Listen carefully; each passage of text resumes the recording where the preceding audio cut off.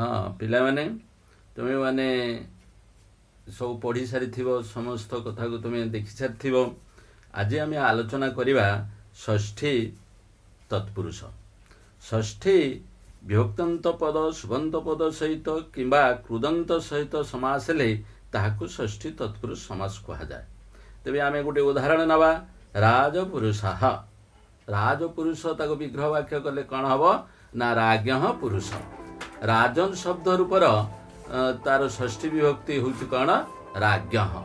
तुमको मु प्रथम रू कहुई जे आमर पूर्व पदटा जो विभक्ति हो से तत्पुरुष समास। तेरे राजन शब्दर षष्ठी विभक्ति हूँ राज्ञ, यह षष्ठी तत्पुरुष समास। सी कही पुणी जे कृदंत पद सहित मध्य षष्ठी विभक्ति हुए। केमिति गोटे उदाहरण नवा कौन ना वनगमनम, वनस्य गमन। ये जे वनस्य ये होला तुम जानिच वनस्य षष्ठी तत्पुरुष सुविधा कथा। तेरे गमनम, गमनमटा हूँ कौन गम जुक्त ल्युट, ये हूँ आम कृदंत अंतर्गत। तेणु आम कृदंत पढ़िले से कथा भल भाव जाना। तेबे ये गला आमर। तेबे आस आउ गोटे उदाहरण नवा कौन कुकुटांड। कुकुटांड, कुकुटांड कहले कौन ना कुकुट्या अंडम। ये गोटे प्रश्न आसूची जे कुकुटांडम कुकुटा ये जिते आम विग्रह वाक्य करुचे आम कौन करुचे जे स्त्री प्रत्यय को नौचे, किंतु जिते समास हो जाऊँगी से पुंगवत भाव होउची।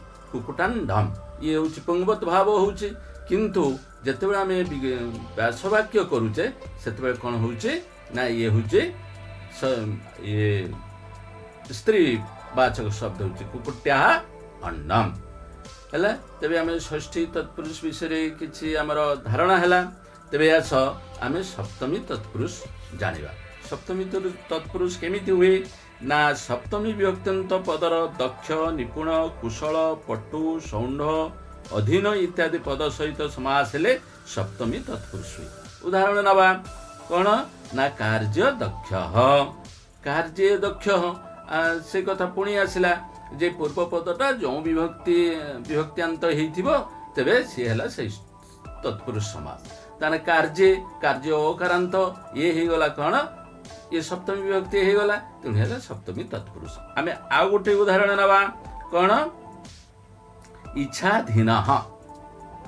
इच्छाधीन आम या कौन करवा जेहेतु ये आकारांत ये सप्तमी तत्पुरुष हेले कौन हम ना इच्छायाम अधीन।